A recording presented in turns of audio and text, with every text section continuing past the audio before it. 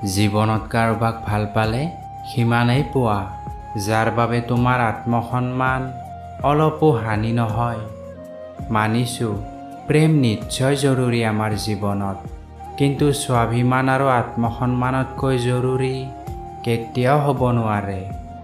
সেইজনক কেতিয়াও এৰি নিদিবা, যিজনে তুমি কৰা বেয়া ব্যৱহাৰৰ পাছতো তোমাৰ লগত আছে, চকুলো মচি তোমাক হহুৱাবলৈ চেষ্টা কৰিছে, দুখ কষ্টৰ মাজতো তোমাৰ মুখত এটি হাঁহি বিৰিঙাবৰ বাবে আপ্ৰাণ চেষ্টা চলাইছে।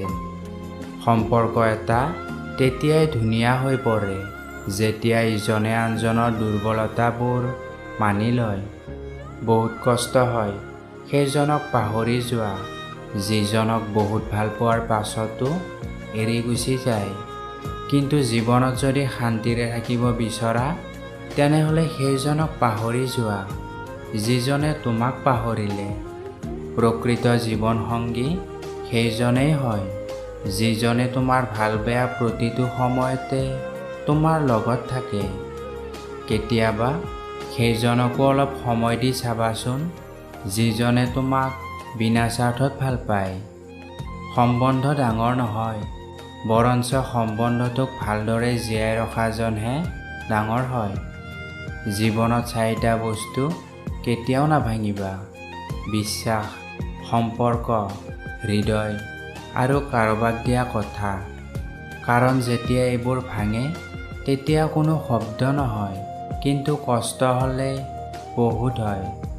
তুমি আনক যি দিছা, ভালপোৱাই হওক বা অৱহেলা, সেইটো এদিন ঘূৰাইও পাবা। অপেক্ষা মাথো সময়ত। ভালপোৱা দিলে যিদৰে ভালপোৱা পাবা, তেনেদৰে অৱহেলাবোৰ অভিশাপত পৰিণত হৈ ঘূৰি আহিব। জীৱনটো সৰু, কিন্তু জীৱনৰ গল্পটো বহুত ডাঙৰ। জীৱনত দুখী হোৱাটো সহজ, কিন্তু সুখী হোৱাটো বহুত কঠিন। কাৰোবাৰ বিশ্বাস ভঙাটো সহজ, কিন্তু পুনৰ সেই বিশ্বাস অৰ্জন কৰা বহুত কঠিন। কেৱল জীয়াই থকাই জীৱন নহয়, চকুত সপোন আৰু মনত আশা থকাটো বহুত জৰুৰী।